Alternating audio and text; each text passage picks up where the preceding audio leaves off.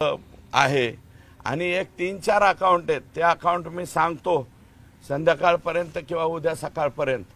3-4-5 account वरूनच सगळे पैसे दर महिन्याचं ट्रान्झॅक्शन हे झालेलं आहे। कोणाकोणाला झालेलं आहे, काय काय झालेलं आहे। पण लेट बट थेट म्हणजे एसटी महामंडळ असते बरं का। त्या ठिकाणी मांडलेले कृपया संतोष देशमुख आणि बीड जिल्ह्यामधलं हे झालेलं जंगलराज, संतोष देशमुखचा झालेला अतिभयानक खून याचा फोकस कृपया दुसरीकडे डायव्हर्ट करू नका।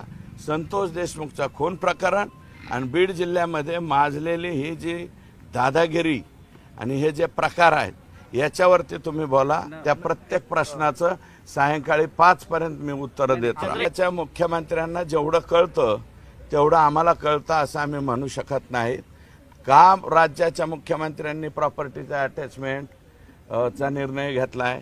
कारण ही प्रॉपर्टी ही लाखात नाहीये, हजारात नाहीये, ही करोडमध्ये आहे, कोट्यवधी रुपयामध्ये त्या ठिकाणी ही प्रॉपर्टी आहे असं मला वाटतं।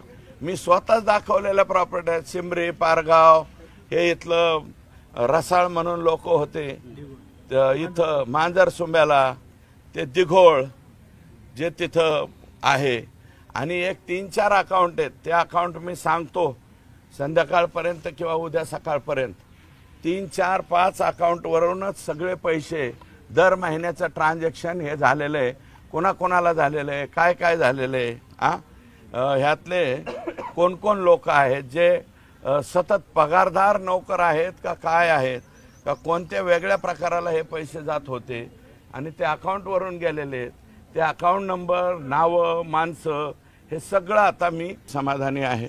फार यंत्रणा माननीय मुख्यमंत्री महोदयांनी अक्षरशः स्पीडअप म्हणजे 150, 200, 250चं स्पीड जे म्हणता आपण तेवढ्या स्पीडने लावलेली आहे।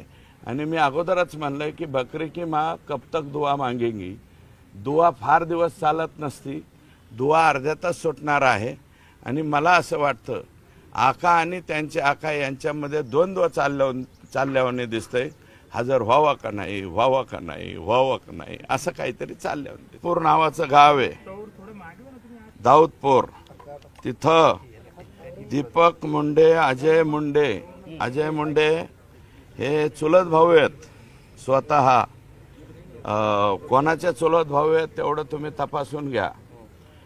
सायस मुंडे, गणेश मुंडे, समाधान बिडगर, मुन्ना जयस्वाल, दत्ता कराड हे सगळी मंडळी हे दाऊदपूर आणि त्या परिसरामध्ये हजारो टिप्पर दररोज तिथून उपसा त्या ठिकाणी करतात बरं का, मोठ्या प्रमाणामध्ये।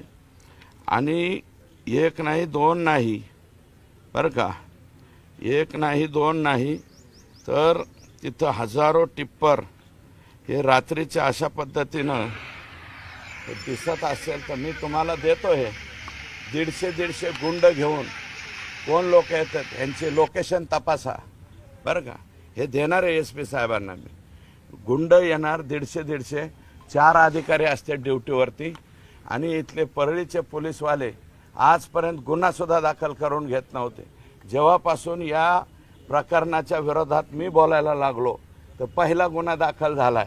अहो परळी शहरातल्या शेजारचे जे गाव आहे वडगाव, ढोक काय जे गाव आहेत, वडगाव नावाचे गाव आहे, त्या गावामध्ये म्हणजे आपण हरळसुद्धा उगत नाही यांच्या प्रतापामुळं।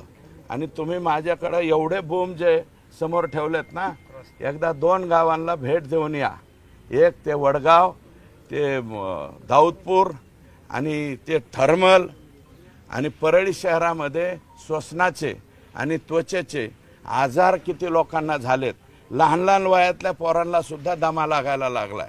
कशामुळं?